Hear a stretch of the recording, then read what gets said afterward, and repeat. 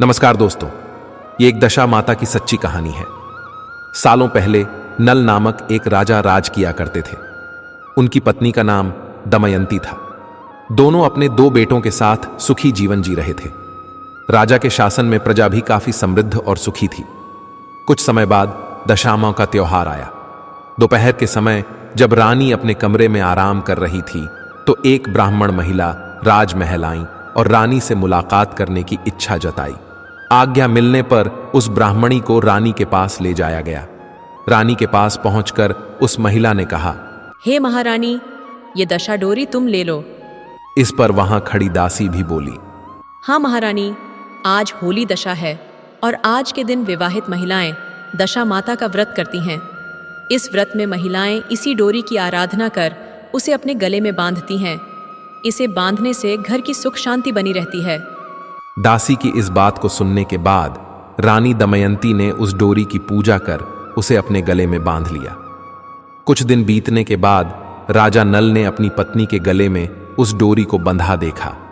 उसे देखते ही राजा ने अपनी पत्नी से पूछा, हे प्रिय, आपके पास इतने सोने के हार होने के बावजूद इस डोरी को क्यों बांध रखा है? रानी दमयंती राजा के सवाल का जवाब दे पाती कि इससे पहले ही राजा ने उनके गले से डोरी निकालकर फेंक दी। इसके बाद रानी ने जमीन से डोरी उठाई और कहा, महाराज, ये कोई सामान्य डोरी नहीं है, ये तो दशा माता की डोरी थी। आपने इसका अपमान करके सही नहीं किया। रानी की बात सुनकर राजा ने कुछ नहीं कहा और वहां से चले गए। उसी दिन रात को राजा ने एक सपना देखा। सपने में दशा माता एक बूढ़ी औरत के रूप में आई और राजा से कहा, हे राजन, अब तेरी अच्छी दशा समाप्त हो रही है और बुरी दशा की शुरुआत होगी। तुमने मेरा अनादर करके सही नहीं किया। इतना कहकर वह गायब हो गई। इस घटना के बाद जैसे जैसे वक्त बीतता गया वैसे वैसे राजा का शौर्य कम होता चला गया। समय के साथ साथ राजा की संपत्ति और सुख शांति सब खत्म होने लगी। धीरे धीरे उनका परिवार भूख से तड़पने लगा। अपनी इस स्थिति से परेशान होकर एक दिन राजा नल ने अपनी पत्नी से कहा, आप हमारे दोनों बेटों को लेकर अपने माता पिता के घर चली जाइए। इस पर रानी दमयंती बोली, नहीं स्वामी, मैं इस हालात में आपको अकेला छोड़कर कहीं नहीं जाऊंगी। आप चाहे जैसी स्थिति में रहें, मैं हमेशा आपके साथ ही रहूंगी। यह सुनकर राजा ने कहा, ठीक है, फिर हम किसी दूसरे देश चलते हैं। वहां हम जीवन यापन के लिए कोई काम कर लेंगे। राजा की बात मानकर रानी दमयंती उनके साथ अपने दोनों पुत्रों को लेकर दूसरे देश जाने के लिए राजी हो गईं। राजा नल जब अपने परिवार के साथ दूसरे देश जा रहे थे तभी उन्हें भील नामक राजा का राजमहल दिखा। राजा नल ने भील के यहां अमानत के रूप में अपने दोनों बेटों को छोड़ दिया। इसके बाद वह अपनी पत्नी के साथ आगे का सफर तय करने लगे। कुछ दूर जाने के बाद राजा को अपने दोस्त का घर दिखा। उसे देख राजा नल ने अपनी पत्नी से कहा, चलो तुम्हें अपने मित्र से मिलवाता हूं।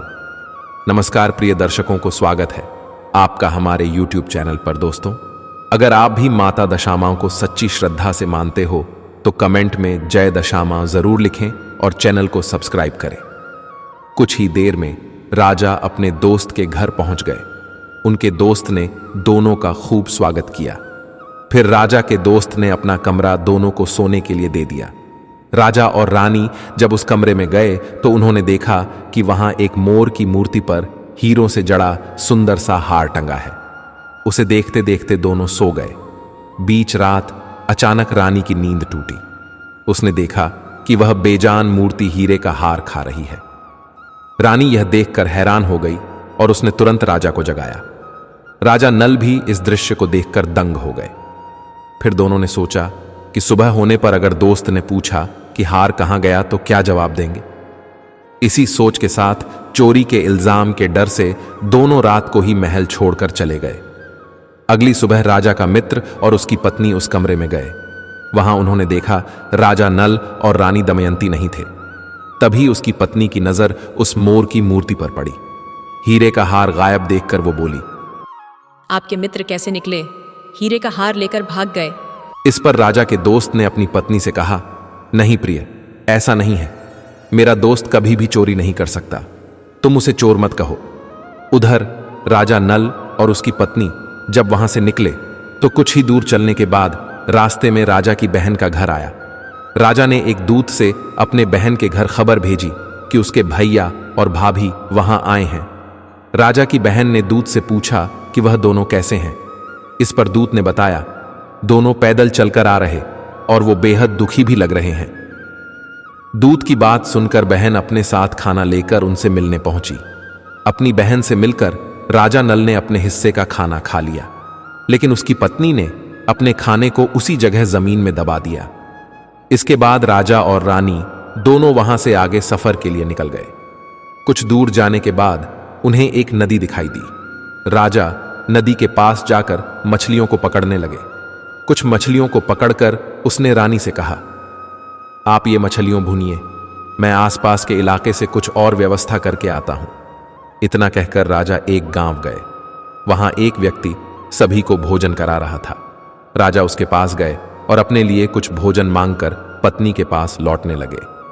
तभी रास्ते में एक चील ने उन पर हमला कर दिया और खाना गिर गया। भोजन गिरने के बाद राजा दुखी हो गए। उन्होंने सोचा, अगर खाली हाथ जाऊंगा तो रानी समझेंगी कि मैंने खुद खा लिया और उनके लिए कुछ नहीं लाया। इधर रानी भी जब मछलियां भून रही थीं तो वो जिंदा होकर नदी में लौट गईं। यह देखकर रानी भी उदास हो गई। उसे लगा कि जब राजा आएंगे तो मछलियों को न देखकर सोचेंगे कि सारी मछलियां मैं ही खा गई।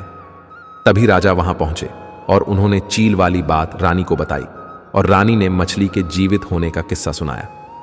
कुछ देर बाद दोनों बिना कुछ खाए ही आगे की ओर चल दिए। आगे बढ़ने के बाद रानी दमयंती का घर आया। यह देख राजा ने अपनी पत्नी से कहा, तुम्हारा मायका आ गया है, हम दोनों यहां कोई काम ढूंढ लेते हैं। रानी ने सिर हिलाते हुए राजा को सहमति दी। कुछ ही दिनों में रानी एक राजमहल में दासी का काम करने लगी और राजा नल भी पास की ही एक तेल की दुकान में लग गए। ऐसे ही दिन बीतते चले गए और दशामाओं का त्योहार दोबारा आ गया। पर्व मनाने के लिए सभी रानी और दासी नहाकर तैयार हो गईं। राजमाता को अपने बाल बनाने थे, इसलिए दासी बनी रानी दमयंती उनकी मदद करने लगी। फिर दमयंती के बाल बिखरे हुए देखकर राजमाता दासी के बाल संवारने की कोशिश कर रही थीं कि उन्हें दासी के सिर पर एक निशान दिखा। उसे देखते ही राजमाता भावुक होकर रोने लगी। राजमाता को रोता देख दासी ने पूछा, आप भावुक क्यों हो गईं? राजमाता ने जवाब दिया, मेरी एक बेटी है जिसके सिर पर ऐसा ही निशान है। ये देख मुझे उसकी याद आ गई। यह बात सुनकर दासी ने कहा, हे माता, मैं ही आपकी वो बेटी हूँ। अब मेरी हालत ऐसी हो गई है क्योंकि मैं और मेरा परिवार बुरी दशा से गुजर रहे हैं। हमें दशा माता का अभिशाप मिला है। यह सुन राजमाता ने कहा, बेटी, तूने ये सारी बातें मुझसे अब तक छुपाकर क्यों रखी? इसके जवाब में बेटी ने कहा, अगर मैं ये बात आपको बता देती तो मेरे बुरे दिन समाप्त नहीं होते। आज फिर से दशा माता का व्रत है और मैं ये व्रत रखकर दशा माता से माफी मांग लूंगी। तभी राजमाता ने पूछा, हमारे दामाद कहाँ हैं? वह पास के ही एक तेल के दुकान में काम कर रहे हैं। कि राजमाता ने तुरंत कुछ लोगों को भेजकर अपने जमाई को महल बुलवाया।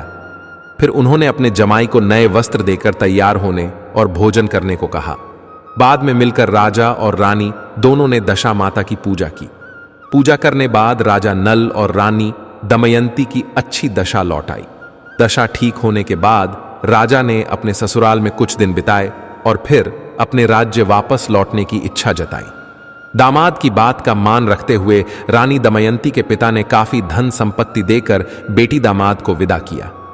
अपने प्रदेश की ओर लौटते समय रानी उस जगह पर गई जहां उसने मछलियों को भूना था और राजा के भोजन पर चील ने हमला करके गिरा दिया था। वहां से निकलने के बाद राजा दोबारा अपनी बहन के नगर पहुंचे। यहां पहुंचते ही फिर से एक दूत ने राजा की बहन को बताया कि उसके भैया और भाभी आ रहे हैं। बहन ने उस दूत से उनका हालचाल जाना। इस पर दूत ने बताया दोनों की दशा अच्छी है और वो खुश लग रहे हैं। यह सुनकर राजा की बहन मोतियों से भरी थाल लेकर भैया और भाभी से मिलने पहुंची। राजा की बहन को आता देख रानी ने धरती माता से विनती की और अपनी अमानत को वापस मांगा। फिर वह उस जमीन को खोदने लगी जहां उसने जाते समय रोटी और कांदा गाड़ा था। जमीन खोदने पर सोने और चांदी में परिवर्तित रोटी और कांदा निकाला, जिसे रानी ने अपनी ननद को दे दिया। अपनी बहन से मुलाकात करने के बाद राजा और रानी उसी मित्र के घर पहुंचे जिसने उन्हें सबसे पहले शरण दी थी। यहां उस मित्र ने पहले की तरह ही राजा और रानी की मेहमान नवाजी की। साथ ही रात में सोने के लिए दोनों को वही कमरा दिया जो पहले दिया था। राजा को उस रात नींद नहीं आई और वह मोर की प्रतिमा द्वारा हार निगलने वाली बात के बारे में सोचता रहा। तभी उसने देखा कि वो मोर निगले हुए हीरे के हार को उगल रहा है। उसने तुरंत अपने दोस्त और उसकी पत्नी को जगाया और वह दृश्य दिखाया। यह देख दोनों दंग रह गए। तब राजा ने कहा, मित्र, तुम्हारे हार को इस मोर ने खाया था और तुमने सोचा होगा कि इसे हम चुराकर भाग गए। अपने दोस्त को सच्चाई बताने के बाद राजा और रानी महाराज भील के पास पहुंचे और अपने बेटों को वापस मांगा। यहां राजा भील ने उन्हें लौटाने मना कर दिया। इस पर गांव के लोगों ने कड़ा विरोध जताया, जिसके बाद राजा भील ने बेटों को लौटा दिया। फिर राजा नल और रानी दमयंती अपने बेटों के साथ नगर की ओर लौटने लगे। अपने राज्य पहुंचते ही वहां के लोगों ने धूमधाम से राजा का स्वागत किया। इसके बाद राजा पहले की ही तरह खुशी खुशी अपने परिवार और प्रजा के साथ जीवन व्यतीत करने लगे। कहानी से सीख, हमें कभी भी भगवान का अनादर नहीं करना चाहिए। ऐसा करने पर बुरे परिणाम झेलने पड़ सकते हैं। जय बोलो दशामात की जय। यदि आपने पूरी वीडियो देखी है तो कमेंट में जय दशामात जरूर लिखें और सब्सक्राइब करें। आगे आप श्री की इच्छा।